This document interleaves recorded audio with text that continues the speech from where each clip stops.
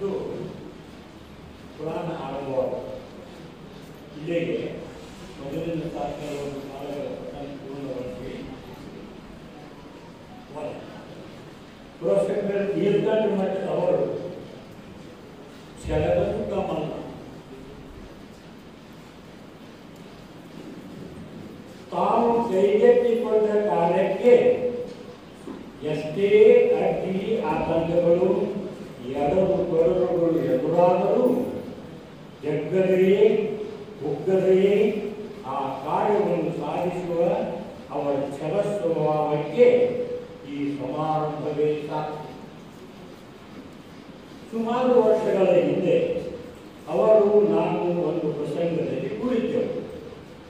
ಧಾರವಾಡ ತಾಲೂಕಿನ ಹೆಬ್ಬಳ್ಳಿ ಗ್ರಾಮದ ಶ್ರೀ ನೀಲಕಂಠ ದೇವರ ಗುಡಿಯ ಜೀರ್ಣೋದ್ಧಾರ ಕಾರ್ಯ ಪೂರ್ಣಗೊಂಡ ನಿಮಿತ್ತ ಹಮ್ಮಿಕೊಂಡ ಸಮಾರಂಭ.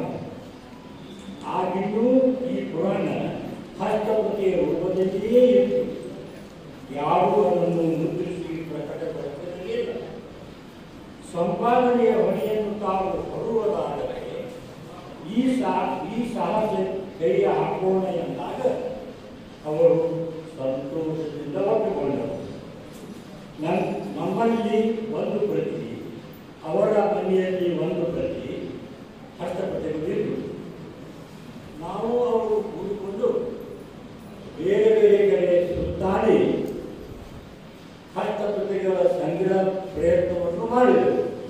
ಆದರೆ ನಮಗೆ ಸಿಕ್ಕುವುದು ಒಂದೇ ಪ್ರತಿ, ರಾಮಪುರದ ಮಠದಲ್ಲಿ ಒಂದು ಹಸ್ತಪ್ರತಿಗಳು ಸಿಕ್ಕಿದ್ದವು. ನಾವಿಬ್ಬರು ಕೂಡಿ ಬಂದು ಹಲವು ಕಡೆ ಅಲೆದಾಡಿದವು. ರಾಮಪುರದಲ್ಲಿ ಒಂದು ಪ್ರತಿ ದೊರೆಯಿತು. ಈ ಮೂರು ಹಸ್ತಪ್ರತಿಗಳನ್ನು ಆಧಾರವಾಗಿಟ್ಟುಕೊಂಡು ಪ್ರೊಫೆಸರ್ ನೀಲಕಂಠ ಮಠರವರು ಸಂಪಾದನೆಯ ಕಾರ್ಯ ಆರಂಭಿಸಿದರು.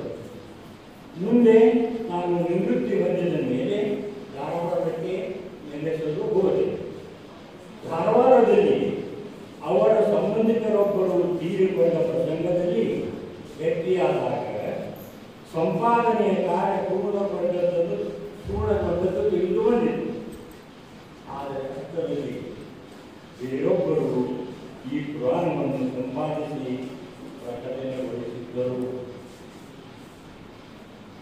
ಹಾಗಂತ ಪ್ರೊಫೆಸರ್ ನೀಲಕಂಠ ಮಠರು ನಿರಾಶೆಗೊಂಡಿದ್ದರೆ ಇಂದು ಈ ಗ್ರಂಥ ನಮ್ಮ ಕೈ ಸೇರುತ್ತಿರಲಿಲ್ಲ.